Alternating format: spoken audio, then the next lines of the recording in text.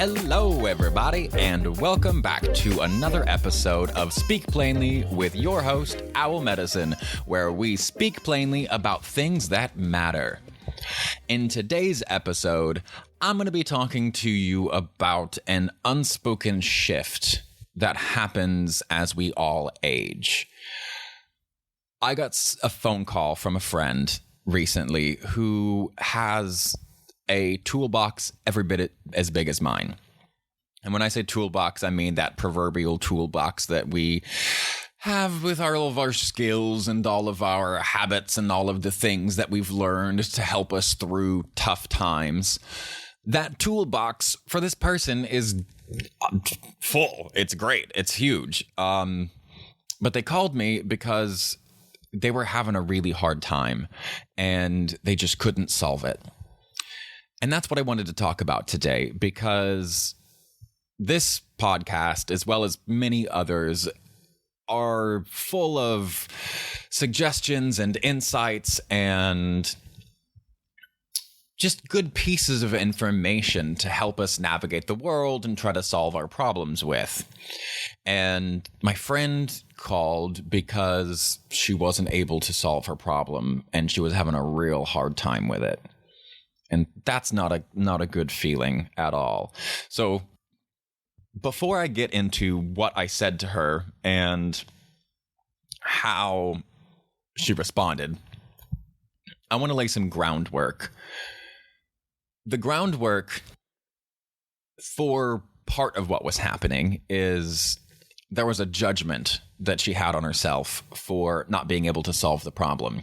She is by default a problem solver. She's a marvelous, magical healer and a wonderful friend in person. And she helps people constantly solve their own issues. And we as a culture have a thing about solving problems. And I think a lot of it traces back to, one, solving problems feels good. But our modern schools with our standardized testing is all about solving problems. We are presented with these problems that have definite solutions, and we are meant to figure out what the solution is and prove that it is correct. If we are incorrect in our assumption of what the end result is, then our worth gets challenged. It's not that we are told that, oh, we got that number wrong. It's like, oh, no, you're wrong. Not that one, wrong. Not that one, wrong. And essentially, it boils down to it makes us feel wrong because we get graded on whether or not we get things right.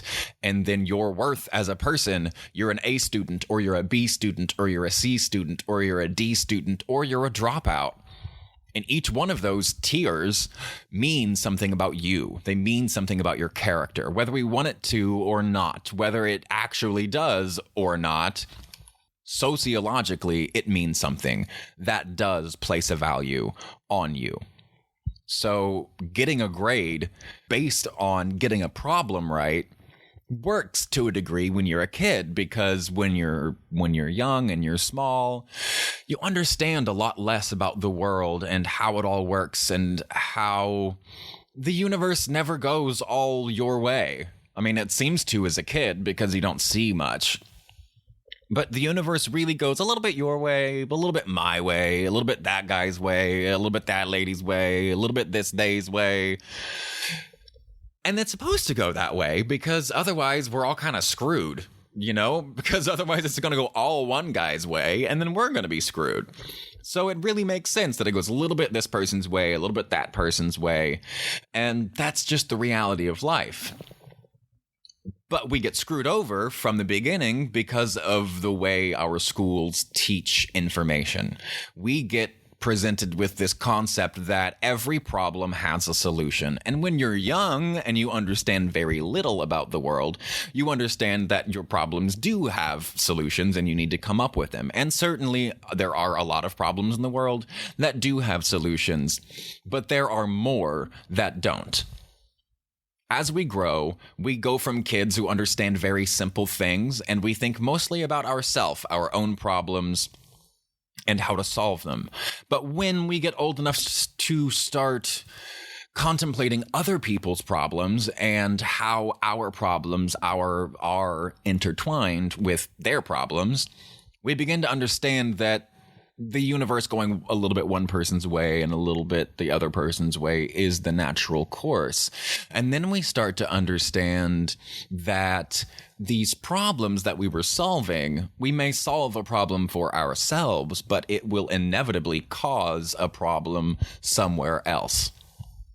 And when that is the reality, you no longer have a problem that has a solution. You now have a paradox that needs management. That's the message of today. We're no longer kids.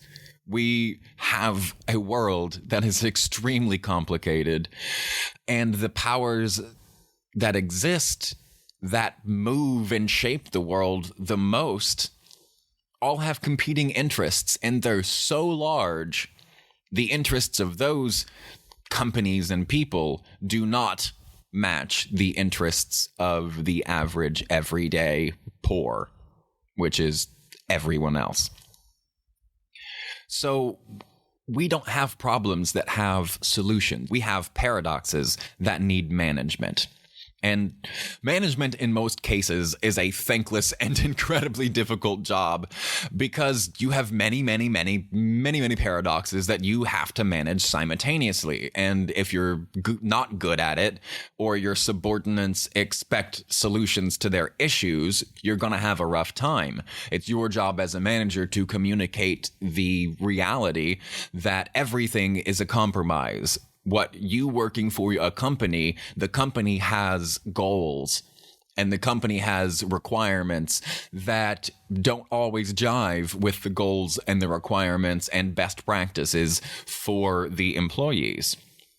And it's the manager who has to convey both of these, both upward to the company itself to say, hey, I know that you have this that you want to do, but don't forget that there are also like employees that have other issues that they need help with, and your policies can be damaging or harmful to them and their desires, and what happens in life can be damaging to the company. And the manager's job is to find a way to have a little bit of middle ground that keeps the company from going under and keeps the employee like gainfully employed and appropriately compensated, which I know is a joke nowadays, but that's the goal, right? So like as we grow and develop, we learn more about the world and our place in it. And once you really start to grasp that, you can start doing better as a manager. But unfortunately, management is a thankless job. It is a terrible, thankless job because nobody gets what they want. And really, being a manager is being an adult.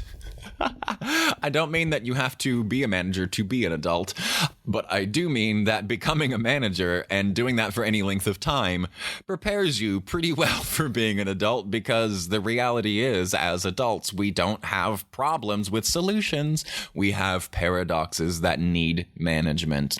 The really unfortunate part about that is managing a paradox is not fun. There's no resolution. When you solve a problem, you get a boost of dopamine. You get that little hit. You get your little celebration of, yay, I did it. I solved it. Hooray! There's no win-win as a manager. If you're a parent, it's the same thing. One kid's poking the other or teasing the other, or like it's never a win-win. It's very rarely, anyway, a win-win, because either you're screwed over, or one of the kids is screwed over, or the other kid is screwed over. Somebody's mad about something, and that doesn't feel good. So we're left with this unresolved sense inside of ourselves, and that weighs on us after a while. And right now, in the world, in January of 2022, COVID is still going strong. COVID's had a couple of babies, and now those babies have had babies, and they are running rampant. We are all scared and worried. We're uptight. The things that we used to rely on for our coping, we can no longer rely on. Our social bonds are stressed. The people that we used to rely on are more stressed, so it's harder for them to help us in the same way that they used to. It's harder for us to help our friends in the same way that we used to. Everybody has a huge weight on their shoulders. So the bottom line of what I told my friend and the overall message of what I want to get across today is sometimes it sucks. Sometimes everything sucks. All of it. And you just have to sit with that.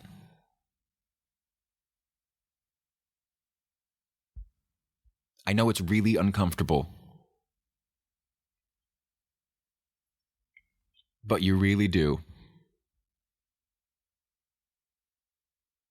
The people who listen to this type of podcast and my friends we're very solution oriented people. We've typically had more than a few problems in our lives, and as good human beings, we try to solve problems. And thanks to our training from our school, if we can't solve our problems, we think there's something wrong with us, that we've failed. But sometimes we wake up and we have a bad day. We have 2 bad days in a row. We have 3, 4, 5 bad days in a row. We feel like crying. We feel like screaming. We feel like punching and choking everyone around us. And we don't know why. We want to fix it because we don't want to feel that way. We don't want to be mean to people. We don't want to be short-tempered. We don't want to be grouchy. We don't want to be reclusive.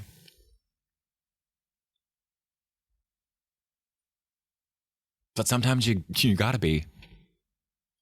But sometimes you gotta be. Sometimes you have to be aware that you can't solve problems. Not all of them. Sometimes you have to just deal with the suck. And that doesn't mean that you failed because you couldn't solve the problem. It doesn't mean that you failed because you didn't know what the problem was. It doesn't mean that you failed because you had a bad day and you're on recovery. It doesn't mean that you lost a sense of yourself. It just means that you had a bad day. What makes me feel even better about this is the ancient Egyptians, and the Mayans, as well as many other ancient civilizations, all had multiple calendars. They had a secular calendar and they had a holy calendar. And at least the Egyptians and the Mayans, their holy calendar, and a few other places, but those two definitely, their holy calendar was 360 days, whereas the regular calendar is 365 and some change. So what happened to those 5 days? And honestly, this is what happened to those 5 days. I don't know. I didn't live then. I'm not an ancient Egyptian or an ancient Mayan, nor do I have prophetic abilities. Would it be prophetic? No, prophetic is toward the future. I was like, I wonder if there's a preface for that word that would allow for that to be post haste. Anyway, I'm not a prophet. I wasn't alive then. I can't tell you exactly why they did what they did, but I do know that those 5 days were just gone. They were eliminated from the calendar, and their holy calendars were often based off of astronomy and astrology. And for me, these 5 days, they're duvet days. Duvet days was a concept that was brought to me by this really awesome lady who wrote the book on Chinese facial reading. And she talked about how she needs these duvet days every once in a while, especially after flying or doing really strenuous activities, where she has a day where she just lays in bed under the duvet. And that's all she does. She gets her super fancy little jar of mustard to put on her little charcuterie board or whatever, not much calories or whatever. But the whole point is that you rest and relax and you recognize that there is something good And for me, holy in that. Those 5 days are missing from the calendar because it's a holy calendar. And I think those 5 days I consider holy days because, especially in the Western American world, in a capitalist world where productivity and output is king, resting, recovering, and those down days are more important than they've ever been. Because they just happened to our ancestors. They don't just happen to us. We got to figure it out on our own. So those duvet days, to me, are holy. These days where you can't figure out what's going wrong, you can't figure out why you can't solve it, you feel like crap, you want to cry, you want to sleep, do it. This podcast so far is full of tips and tricks and suggestions to help you when things get rough. It will continue to do that. That is one of my personal goals. It's one of my favorite things, to help people with that, because I have had some really, really awful times, days, months, weeks, experiences, years, whatever. And I've collected a good number of tools and coping mechanisms to help me through these things. But there always, always, always will be days where it sucks. And that's okay. It's more than okay. It's holy.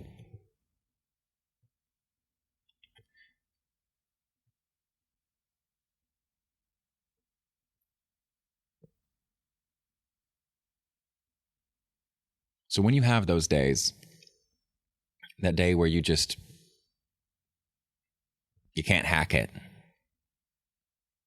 It's too hard to drag yourself out of bed. You know, some days we feel that way and we can manage. We can pull ourselves out. And on those days, hell yeah, go you. Good work. But I just wanted today's episode to be a little reminder that there will come days where you can't. Maybe even about 5 of them a year. And that's fine. Don't judge yourself. You're not a failure because you had bad days. And you're definitely not a failure because you couldn't solve your bad day. Especially out on the West Coast, there's a toxic positivity culture. And that's not me. I am painfully realistic. I am an optimist who is painfully realistic because, frankly, I find it hard to operate under other assumptions. So, try not to judge yourself too much.